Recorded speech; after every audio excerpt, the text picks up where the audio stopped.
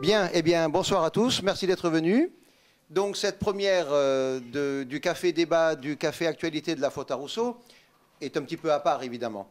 Elle va être consacrée à nous mettre bien d'accord entre nous et puis à travers la vidéo à parler à nos amis de l'extérieur, je vais vous en dire un mot tout à l'heure, et à présenter un petit peu le projet que nous avons eu et que nous commençons donc avec vous aujourd'hui. Donc ce café débat, ce café actualité, la première chose qu'il faut bien comprendre, c'est que ce n'est pas un but en soi. Ce n'est pas une activité en plus ou en moins. Ce n'est pas une activité isolée ou ponctuelle. C'est quelque chose, nous voulons que cela s'insère dans un mouvement, une dynamique plus large et plus globale, dans ce que nous avons lancé il y a quelque temps, qui est ce blog de la faute à Rousseau, et qui se développe à son rythme, un rythme qui est franchement encourageant et prometteur. Alors, la faute à Rousseau, qu'est-ce que c'est d'ores et déjà? Ce sont 2900 notes dans 36 catégories, défense, éducation, religion. Ce sont 23 grands textes illustrés, des textes de Maurras, des textes de Malraux, des textes de Vladimir Volkov, de Gustave Thibon, et une dizaine de textes que nous sommes en train de préparer pour vous. À nouveau des textes de Volkov sur le roi, une trilogie qu'il a écrite, à nouveau des textes de Boutan. Ce sont d'ores et déjà 16 albums et 4 nouveaux albums que nous préparons, qui vous plairont. Je n'en dis pas plus pour l'instant. Le dernier que nous avons lancé nous servira bientôt à faire une petite vidéo pour nos amis de l'extérieur en langue anglaise et en langue espagnole. Parce que vous allez voir tout à l'heure, je vais vous en parler, nous avons des amis ou des gens qui nous suivent dans le monde entier, y compris en Thaïlande, à Hong Kong et partout. Je vais un petit peu vous en dire deux mots. Ce sont également, la faute à Rousseau, c'est également, 25 vidéos, dont certaines que nous avons créées nous-mêmes, comme les vidéos des rassemblements royalistes, d'autres que nous avons reprises, effectivement, certaines de Zemmour, que nous avons reprises un petit peu à droite et à gauche, des vidéos de Thomas Molnar, de Gustave Thibon, de Pierre Boutan, etc. Et 18 documents audio. Donc là, c'est ce que nous avons déjà réuni depuis 2 ans maintenant, et c'est aussi quelque chose qui est directement à la base de ce que nous commençons ce soir, de ce que nous lançons ce soir. Ce sont des débats. La faute à Rousseau, ce sont des débats parce que les lecteurs, nos amis à Marseille, dans la Fédération royaliste provençale, en France et à l'étranger, nos amis réagissent, ils commentent les notes, ils sont d'accord, ils approuvent, ils précisent tel ou tel point de vue. Et ça, c'est vraiment quelque chose de très positif parce que, d'une part, cela donne de la vie au blog, cela rend le blog moins théorique, moins abstrait, et surtout, et c'est ce que nous allons tâcher de faire tous ensemble pendant l'année, c'est un programme un peu ambitieux de faire un café débat tous les 15 jours, surtout, cela permet de préciser sans cesse, et dans la forme et dans le fond, cela permet de préciser toujours mieux nos idées, nos prises de position. Alors j'en prendrai 3 exemples à peine, parce que sinon on va rester là jusqu'à demain matin. Il y a quelque temps maintenant, Antiquus, on peut dire qu'Antiquus est à Paris, donc il n'est pas ici même avec nous à Marseille, mais il nous suit et il collabore à la faute à Rousseau en envoyant des commentaires extrêmement intéressants. Et un jour, on avait parlé justement de République, de démocratie, et il avait envoyé une note avec quelque chose qui nous a beaucoup plu, que nous avons pris aussitôt, en parlant de République idéologique et de démocratie idéologique. En effet, c'est très pertinent parce que nous ne sommes pas contre la République en soi. Nous ne sommes pas contre la démocratie en soi. Si on était en Suisse, par exemple, rien n'empêcherait qu'on crie « Vive la République ». En Allemagne, la République est une technique, une forme de gouvernement, une technique de gestion.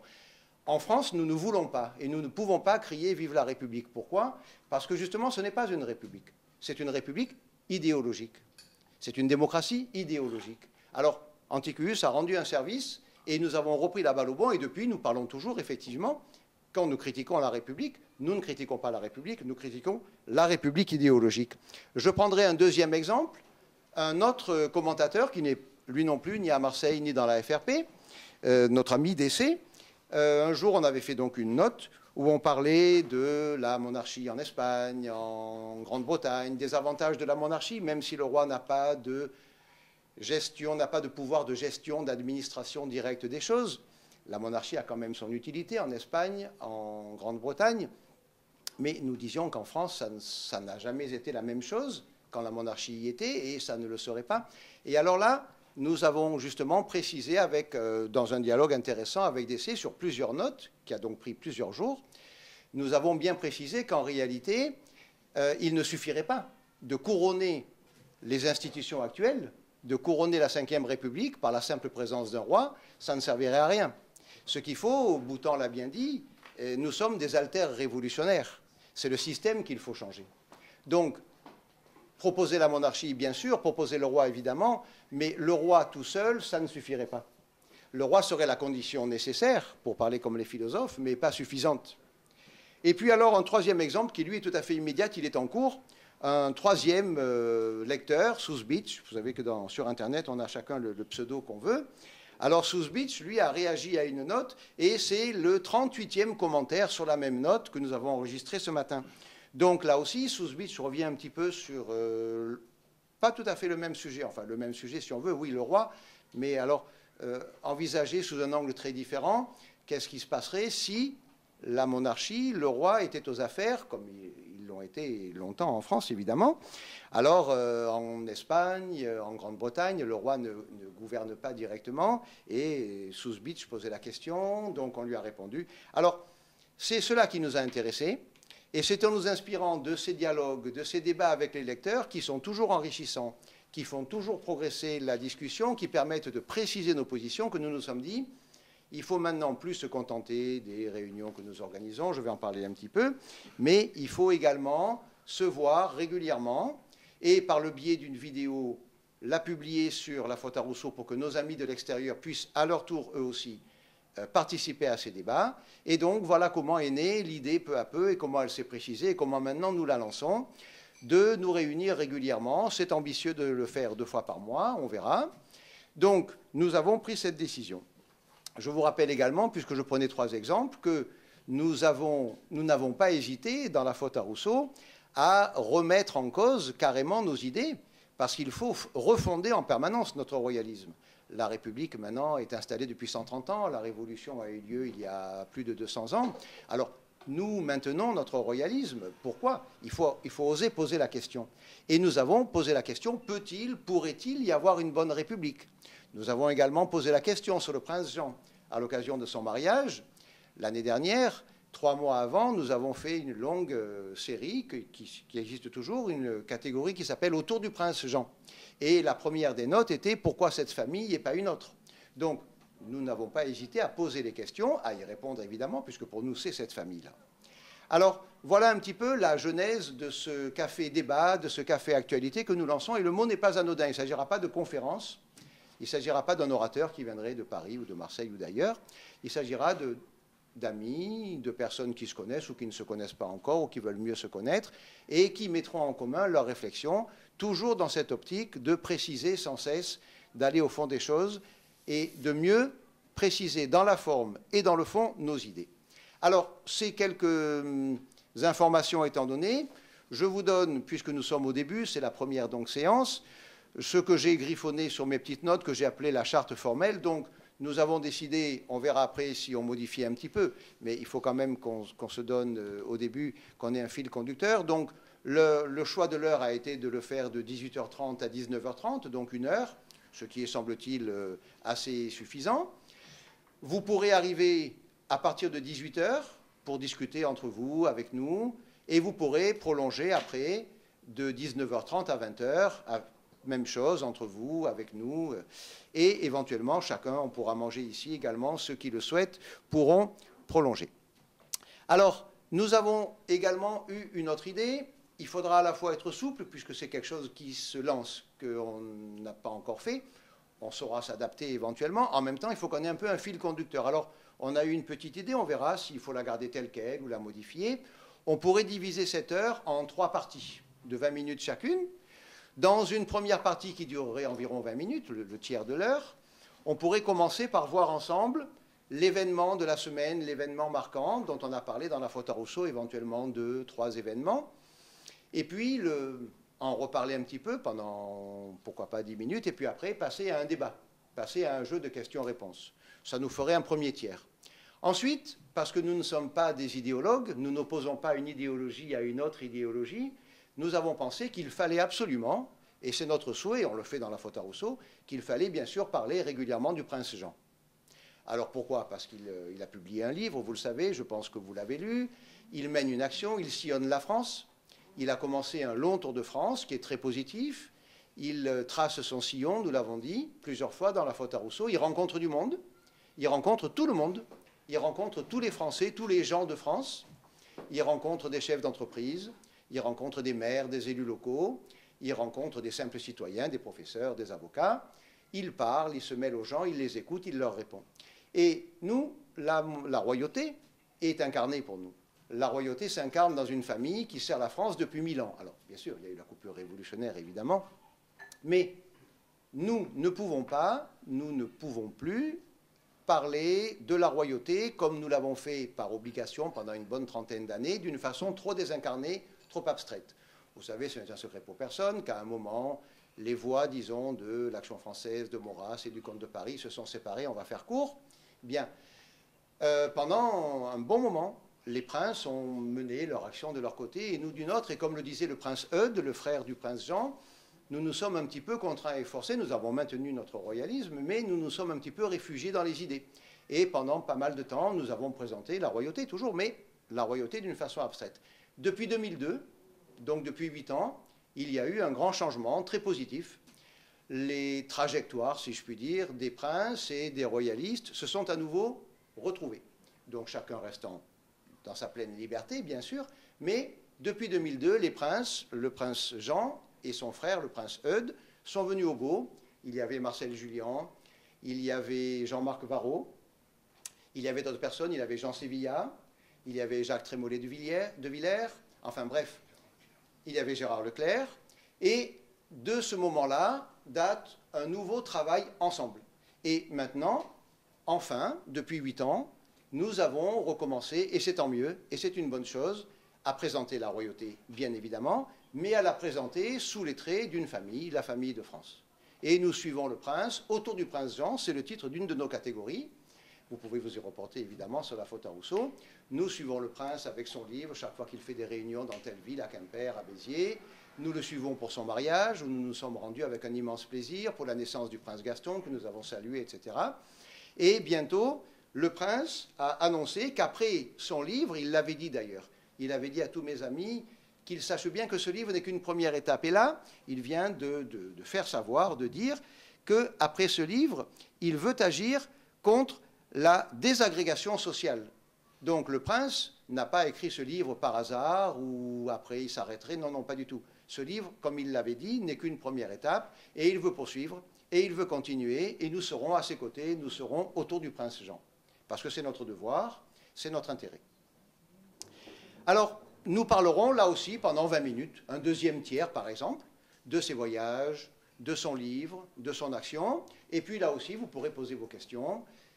Puisque, encore une fois, à chaque fois dans ce café débat, dans ce café actualité, l'idée ne sera pas de faire une conférence ou des conférences, des mini-conférences, mais toujours un débat, toujours des débats. Et ensuite, nous pourrions consacrer une troisième partie de l'heure, donc 20 minutes, un peu plus, un peu moins, hein, il faudra être souple, à quelque chose que nous avons mis dans la faute à Rousseau, qui sont les éphémérides.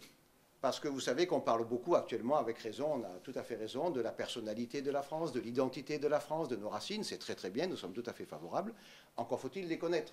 Et il y a quelque temps, nous avons parlé avec Jean, le président de la FRP, avec divers amis, et nous avons bien constaté que, disons que notre mouvance avait trop abandonné le combat culturel à la gauche.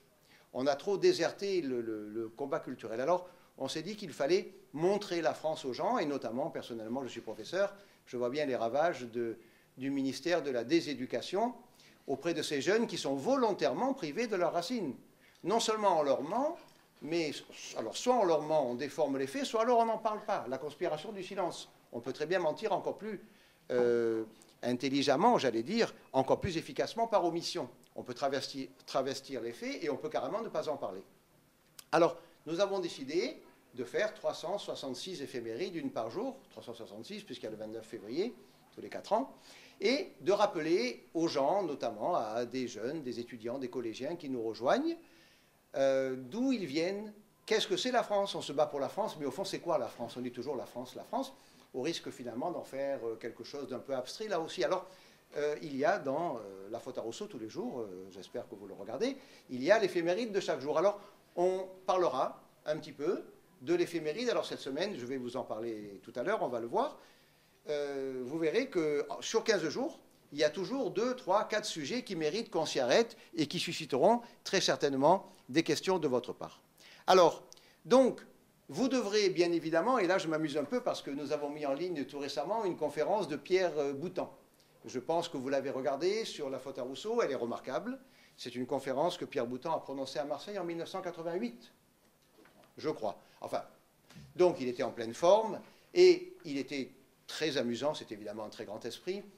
Et à un moment, il dit aux gens, il les pointe du doigt, il dit « Vous devrez me poser des questions, parce que ce sera plus vivant, etc. etc. » Alors, je vous dirai un peu la même chose. Vous devrez nous poser des questions. Il faudra qu'il y ait des questions pour qu'il y ait un débat. Alors, il faudra qu'il y ait des questions surtout parce que c'est ça qui fera vivre justement ce débat. Et nos amis de l'extérieur pourront nous envoyer leurs questions, ceux qui ne peuvent pas être avec nous, puisqu'ils ne sont pas là, ou même en dehors, hors de la France, pourront dire « J'aimerais qu'on traite tel sujet, vous avez dit ceci, mais est-ce que vous ne pensez pas qu'on pourrait faire telle objection? Ce mot peut-être est mal choisi, etc. etc. » Voilà.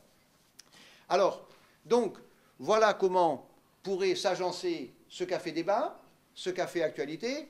Il faut être souple, éventuellement on peut modifier, il faut en même temps avoir quand même une ligne directrice, sinon ça va être le flou absolu, on ne va pas savoir où on va. Voilà. Donc, ce qu'il est important de noter en premier, c'est que notre souhait, avant tout, c'est la clarté des idées. Nous voulons avoir des idées claires, justes, le plus clair possible, le plus juste possible. Et c'est de cette façon que nous attirerons à nous du monde, notamment des jeunes, et que nous sortirons de nos habituels cercles. Bien sûr, il faut faire des activités, ce café en est une, mais l'activité n'est pas la première chose. La première chose, c'est la réflexion. D'abord de la réflexion juste, et ensuite, évidemment, cette réflexion débouchera sur des activités. Donc, vous l'avez compris, j'espère, ce café est fait pour prolonger, pour amplifier les débats qui ont lieu depuis quelque temps déjà maintenant sur le blog. Alors, j'en profite pour saluer, je vous l'ai dit, je vais en parler un petit peu tout à l'heure, les personnes qui ne vont nous écouter que par les vidéos, puisqu'elles sont en dehors de Marseille, en dehors de la Provence et en dehors même de la France. Je leur envoie notre cordial salut et je leur dis qu'elles sont les bienvenues, notamment par leurs commentaires, puisque elles, c'est la seule façon qu'elles ont de se joindre à nous. Alors, ces généralités étant dites, je voudrais encore dire quelque chose en début d'année, que nous rappellerons. Je voudrais placer, il me semble que peut-être on pourrait placer tous ensemble ce café sous le parrainage intellectuel de Jacques Bainville. Nous ne sommes pas des extraterrestres, hein, venus de nulle part, venus d'ailleurs, venus d'on ne sait où. Nous sommes des gens qui venons, nous avons une filiation. Nous la revendiquons clairement. Hein.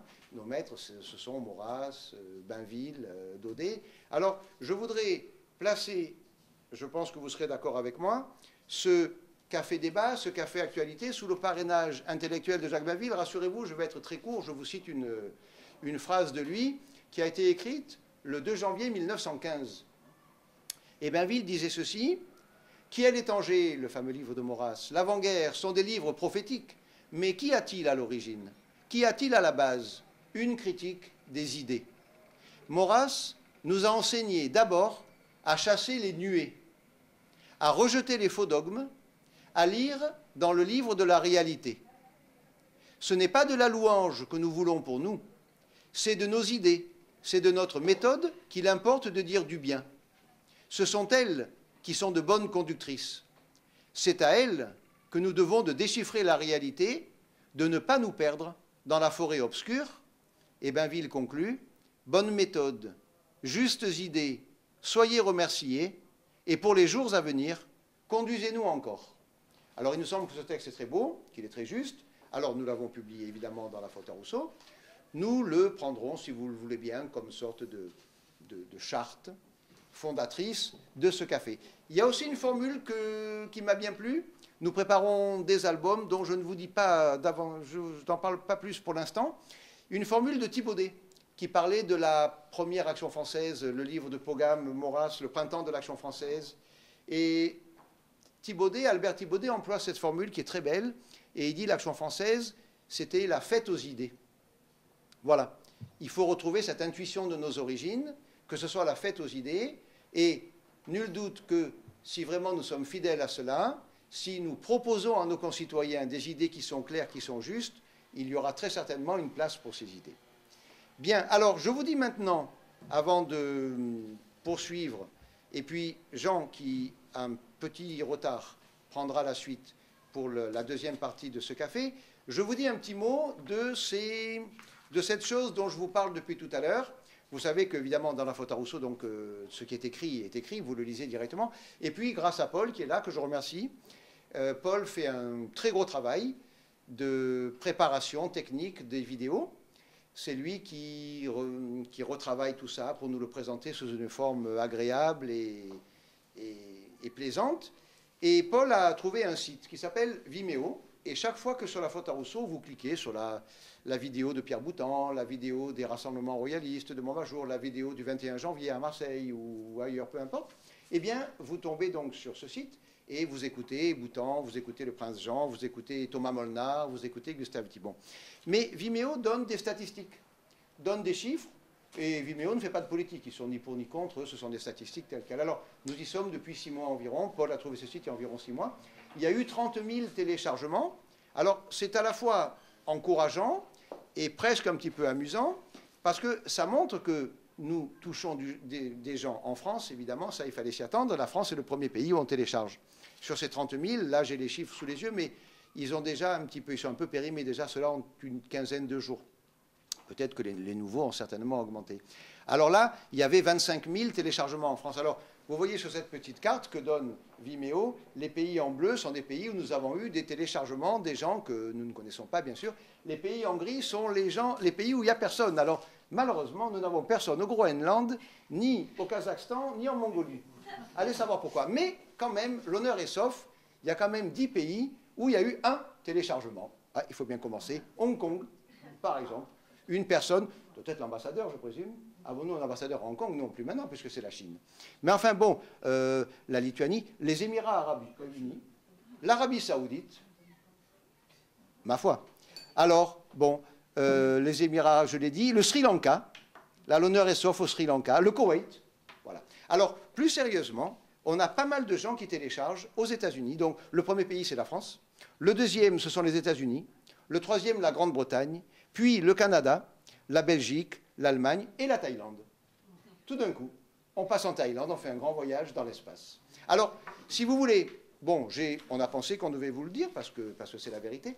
Alors, on ne fait jamais assez. Il ne s'agit pas de dire on est content, c'est bien, on a réussi, ça suffit. Non, non, ça ne suffira jamais, bien sûr. Hein, mais, si vous voulez, on a là, avec ces vidéos, on a là, avec ce blog, l'opportunité d'avoir une fenêtre ouverte sur le monde. Et il ne faut pas croire. Donc, ce travail sur Internet, c'est réellement, surtout aujourd'hui, il y a 30 ans, 40 ans, bien sûr, ça n'existait pas. On n'avait que les affiches, on n'avait que les tracts, on n'avait que les ventes à la criée du journal. Mais il est bien évident que cette présence massive sur Internet, qui est la nôtre, parce que je peux vous dire aussi, sous forme de confidence, sans entrer dans trop de détails, que nous aidons aussi d'autres blogs, d'autres sites. On s'arrêtera là. Donc cette présence très importante sur Internet, c'est évidemment une forme de militantisme, bien sûr. Alors, ça ne veut pas dire qu'il faille plus faire de réunions, il faut faire des réunions. Vous savez que nous avons eu notre réunion de rentrée il y a un mois, qui a été très intéressante et très suivie. Comme d'habitude, ça fait 4 ans que nous l'avons réinventé. Notre année s'organise autour de 3 temps. À la fin septembre, nous nous réunissons. Nous étions à Martigues il y a 4 ans, chez Maurras. On a fait la visite de son jardin. Ça avait été très intéressant, très réussi. Ensuite, un petit apéritif très sympathique nous a réunis en face du miroir aux oiseaux. Après, l'année d'après, nous sommes allés, toujours nos racines provençales, nous sommes allés chez Mistral, à Mayenne. Il y a un an, nous étions à Montmajour, parce que c'était 2009, le 40e anniversaire du premier rassemblement royaliste. Et cette année, nous étions au Beau, où il y a eu une invasion. Bon, ceux qui y étaient s'en rappellent. Alors ça, c'est la première rencontre de l'année. Ensuite, évidemment, le 21 janvier, vous savez qu'il y a maintenant quelques années aussi, nous avons complètement réinventé, nous avons complètement refondé cette réunion du 21 janvier qui était devenue effectivement une sorte de commémoration très noble. C'est toujours beau de se souvenir. La fidélité est une vertu. Mais enfin bon, c'est vrai que ça avait tendance à devenir une simple commémoration. Nous l'avons complètement refondé et redynamisé. Et maintenant, le 21 janvier, c'est vraiment le rappel pour tous de l'acte fondateur des totalitarismes modernes. Nous avons publié un grand texte. Tout à l'heure, j'ai dit Maurras, Volkov, Thibon. il y a un grand texte que nous avons mis, vous voyez qu'on a l'esprit large, de Robespierre. Parce que Robespierre mérite d'y figurer par ce texte abominable, d'un sophisme affreux. Il explique ce que diront Hitler et Staline après lui. Car au fond, dans son discours du début décembre, je ne me rappelle plus la date, le 3 décembre ou le 4, peu importe, le premier discours de Robespierre à la Convention lors de l'ouverture du pseudo-procès de Louis XVI, Robespierre dit aux conventionnels, attention, il n'y a pas de procès, vous n'êtes pas des juges. On est là pour condamner le roi. Et Danton dira, je ne juge pas le roi, je le tue. Parce que, dit Robespierre, si le roi est jugé, sous-entendrait que le roi peut être innocent. Mais si Louis XVI est innocent, ceux qui ont fait la révolution sont coupables. Donc, que dira Hitler, que dira Staline 150 ans après, Staline dira, mais on ne va pas juger les dissidents, on va les envoyer au goulag, on va les tuer. Parce que si par hasard on les jugeait, ça voudrait dire qu'ils pourraient être innocents et que donc la classe ouvrière s'est trompée, c'est impossible. Et Hitler dira, mais les juifs, on ne va pas les juger. Parce que si les juifs, on les juge, ça veut dire qu'ils sont peut-être innocents. Et que donc alors la race aryenne est coupable, c'est impossible. Donc vous voyez que dans ce sophisme épouvantable de Robespierre, et il mérite donc, nous avons le sens de l'humour, si je puis dire, entre guillemets, évidemment, je mets ce mot entre guillemets, Robespierre mérite bien d'être dans nos grands textes. Eh bien, on a là l'acte fondateur des totalitarismes modernes. Et le 21 janvier viennent des philosophes comme Jean-François Mattei, des personnes plus jeunes comme notre ami Daunier, Chantal Delsol est venue parmi nous également il y a 2 ans, je crois. Et cette réunion, maintenant, est une réunion très dynamique, au cours de laquelle, évidemment, on fait mémoire, bien sûr, de la mort de Louis XVI. Mais, surtout, on attaque et on montre le mal, et on nomme le mal, et on montre sa racine. On date le mal. C'est de là que viennent tous nos mots. Et ensuite, alors, nous allons cette année procéder à une troisième refondation. Et c'est le 3e temps de notre année militante, entre lesquels s'intercale ce café politique. Ça sera la fête de Jeanne d'Arc, qui était effectivement trop traditionnellement et presque exclusivement consacrée à un dépôt de gerbes et puis à quelques mots, là aussi très émouvants et une belle fidélité, mais qu'il va falloir refonder pour la rendre elle aussi plus dynamique, mais vous le verrez la prochaine fois. Donc, voilà pour ces activités, voilà pour cette année militante dans laquelle s'intercale à partir de maintenant ces 2 rendez-vous mensuels que seront nos cafés débats, nos cafés actualités de la faute à Rousseau. Bien, j'espère ne pas avoir été trop long. Vous pouvez, si vous le désirez, poser d'ores et déjà quelques questions, puisque je vois que Jean a un tout petit retard. Je vous donne juste quelques exemples. Nous avons donc dit que nous pourrions imaginer, tout en restant souple, que nous pourrions imaginer diviser l'heure en 3 parties égales de 20 minutes en gros. Présentation d'un sujet ou 2 ou 3. Par exemple, dans cette quinzaine, de quoi avons-nous parlé qui a manifestement le plus intéressé les lecteurs dans la faute à Rousseau? Eh bien, nous avons parlé de cette chose quand même extraordinaire, je crois qu'il faut le dire, de ces 2 monarchies qu'on est en train d'instaurer, en Corée du Nord et en Biélorussie. Alors, vous savez qu'il n'y a pas longtemps, ça m'a beaucoup amusé, alors j'en ai parlé beaucoup, Olivier Besancenot a commis une immortelle déclaration, et il a dit, je crois que c'était chez Drucker, je ne me rappelle plus, peu importe, il a dit ce qu'il nous faut, c'est une bonne vieille révolution. Libre à lui de le penser, mais quand on voit que Fidel Castro dit lui-même qu'à Cuba, le marxisme, ça ne marche plus, quand on voit que Kim Jong-un, ou un, je ne sais pas comment on dit en coréen, va devenir Kim III, il y a eu son grand-père Kim Ier, Kim Il-sung, il y a eu le fils, Kim Jong-il, Kim II, maintenant il y a le petit-fils, Kim Jong-un, ce qui veut dire nuage vertueux. Ça ne s'invente pas. Alors, quand on voit qu'en Biélorussie, Loukachenko, qui est un tyran, mais officiellement marxiste-léniniste, mais alors pur et dur, il va mettre son petit-fils au pouvoir, qui a 5 ans. Alors, on peut se demander quand même, il faudrait quand même qu'on arrête le délit. Alors, qu'est-ce que ça veut dire, au-delà de la simple polémique? Moi, je parle de Besancenot parce que ça m'amuse. Ça veut dire tout simplement que les idéologies finissent par se vider de leur substance. Elles sont mortelles, elles aussi, et puis finalement, la réalité reprend le dessus. Et dans des pays, eh bien, les gens voient bien, le défunt comte de Paris, le grand-père du prince Jean, avait dit un jour, la monarchie apparaît et apparaîtra de plus en plus comme l'exigence naturelle des réalités de ce temps. Eh bien, installer à la tête de l'État une famille qui dure, nous savons ce que c'est. Il n'y aurait pas eu la France sans la famille capétienne. Bien, nous constatons avec plaisir que nos excellents amis marxistes, léninistes de Corée du Nord et de Biélorussie pensent comme nous. Et ils font comme les rois de France. Alors j'ai marqué dans la dernière note de la faute à Rousseau, les marxistes-léninistes vont-ils comme nous crier « Vive le roi » ? Ça fait quand même plaisir. Ça fait quand même plaisir. Alors, voilà un sujet qui pourrait éventuellement... Donc, aujourd'hui, encore une fois, nous présentons, nous lançons la chose, on verra. Mais voilà, par exemple, un sujet qui pourrait être pris comme sujet de réflexion. Nous avons également ce débat avec Sousbitch, qui en est à sa 38e note. Sousbitch dit une chose très intéressante. Pardon ? 38e commentaire. Qu'est-ce que j'ai dit ? Note. Ah, 38e note. Merci Gérard. 38e commentaire, évidemment. Oui, c'est la note qui vient de produire son 38e commentaire. Alors, Sousbitch observe, il a raison, il observe, il y a beaucoup de royautés en Europe. Hein. Vous savez qu'il y a 9 pays, il y a 9 monarchies en Europe. Et ce sont des pays prospères. Mais, évidemment, ce sont des monarchies constitutionnelles, bien sûr, où le roi n'a pas un pouvoir immense. Alors, Sousbitch dit, le roi ne gouverne pas. C'est vrai, en Espagne, le roi ne gouverne pas, en Grande-Bretagne non plus. Mais alors, on lui a déjà répondu. Et on va lui répondre encore, et on va préciser les choses. Cette observation, en France, on ne peut plus rien dire, puisqu'il n'y a plus de roi, malheureusement, depuis la Révolution, la Restauration. Donc, Charles X a quitté le trône, Louis XVIII, après, le comte de Chambord n'a pas voulu, et puis après, malgré les efforts de Maurras, de l'Action française, bon. Donc, on ne peut plus trop dire, mais tant que la royauté a existé en France, le roi gouvernait en France. Le roi de France n'a été en rien comparable au roi d'Angleterre ou au roi d'Espagne. C'est vrai qu'en Angleterre, depuis la Carta Magna, le roi ne gouvernait plus, n'avait plus beaucoup de pouvoir. En Espagne, le roi, mais pourquoi en Espagne le roi devait-il combiner avec les Cortés? Tout simplement pour une chose qui s'est produite là-bas et pas chez nous, c'est que la monarchie en Espagne n'est plus nationale depuis la Renaissance. Le roi est Habsbourg, de 1500 à 1700. Donc il est autrichien, il est allemand, il est germanique. Et il est français, entre guillemets, maintenant évidemment il s'est hispanisé, il est français depuis 1700. Donc évidemment, la monarchie en Espagne n'est pas comparable. Alors Sousbitch a raison dans sa constatation, mais on peut lui dire oui, mais le projet que nous proposons aux Français ne serait pas d'instaurer une monarchie comme en Espagne ou comme en Grande-Bretagne.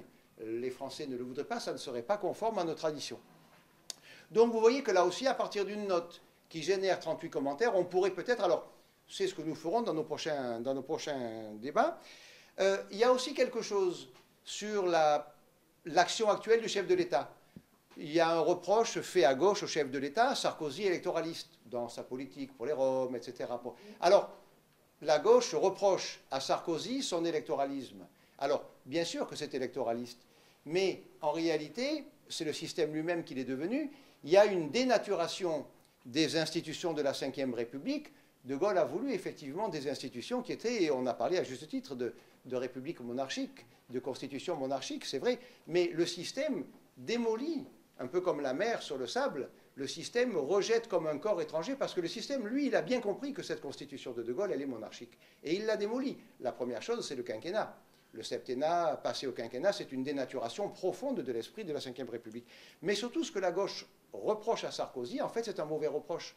Parce que c'est vrai qu'il est électoraliste, mais à la limite, dans ce qu'il voudrait faire, ça serait éventuellement de coller aux aspirations du peuple. Alors ça serait un bon électoralisme.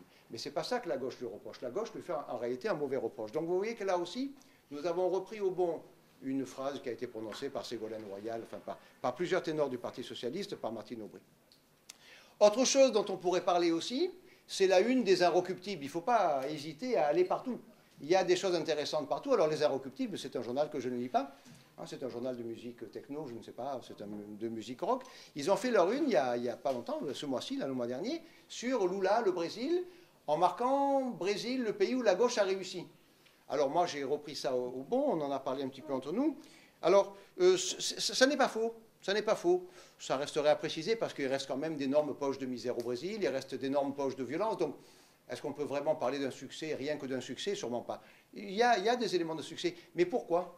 Eh bien, probablement, ça leur a échappé, parce qu'ils sont assez à gauche là-bas, c'est que justement, la gauche en Amérique latine, oui, elle est de gauche. Bien sûr, ils ont leur fou de Marx aussi, hein, bien sûr.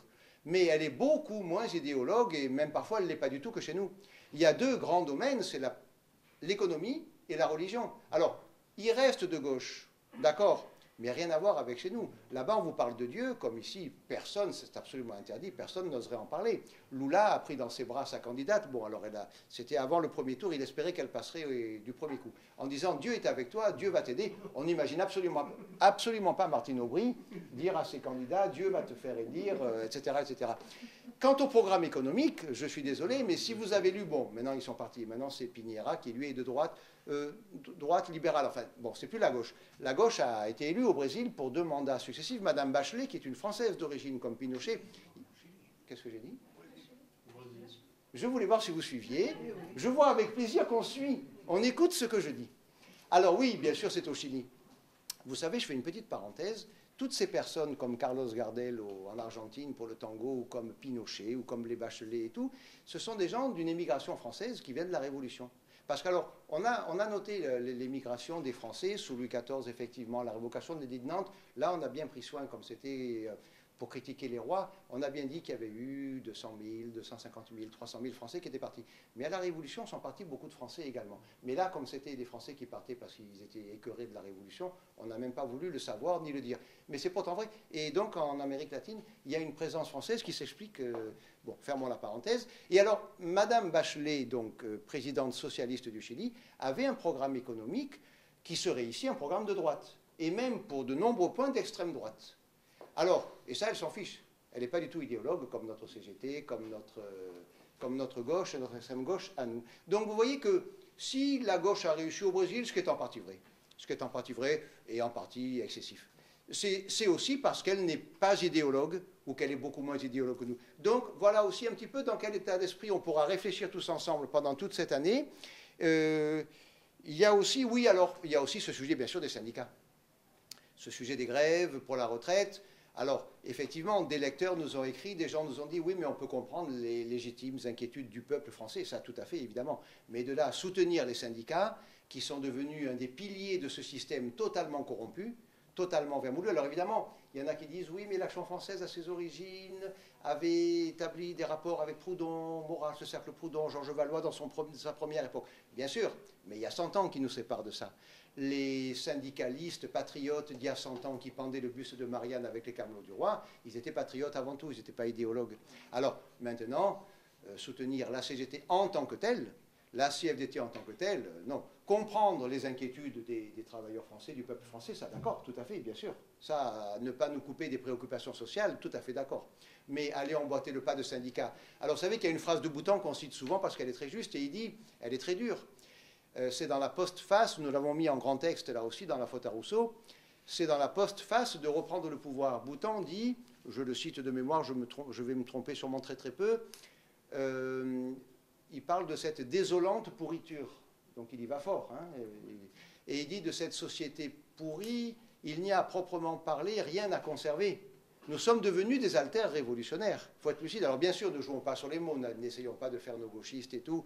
Nous n'avons jamais été révolutionnaires et nous ne le serons jamais, au sens de Marx évidemment, au sens de Robespierre, nous ne serons jamais révolutionnaires. Mais il est exact que nous sommes alters révolutionnaires de fait de ce monde corrompu. Et eux sont devenus des conservateurs.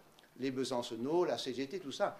Ils sont devenus les Cohn-Bendit, des conservateurs de ce système qui a échoué de toute façon, qui a très mal vieilli, qui a terriblement mal vieilli, et dont maintenant, finalement, malgré leurs oppositions de façade, entre une prétendue droite et une prétendue gauche, mais en réalité, ils sont tous solidaires de ce système dont nous sommes les alters révolutionnaires. Alors, voilà, là, j'avais sélectionné juste ces 5-là. Donc, aujourd'hui, encore une fois, c'est une journée où nous présentons un petit peu, donc, on ne va pas les prendre tous, bien sûr, ça serait beaucoup trop long. On pourra les reprendre éventuellement la prochaine fois, ou en prendre d'autres. À chaque quinzaine, surgira sa déclaration, son événement, ce voyage du pape ou cet événement imprévu. Bien. Voilà, donc ça aurait été pour la première partie de notre présentation. Alors, nous voulions avec Jean, mais je vois qu'il n'est toujours pas là. Qu'est-ce qu'on fait? On l'appelle, ça ne sert à rien. Bon.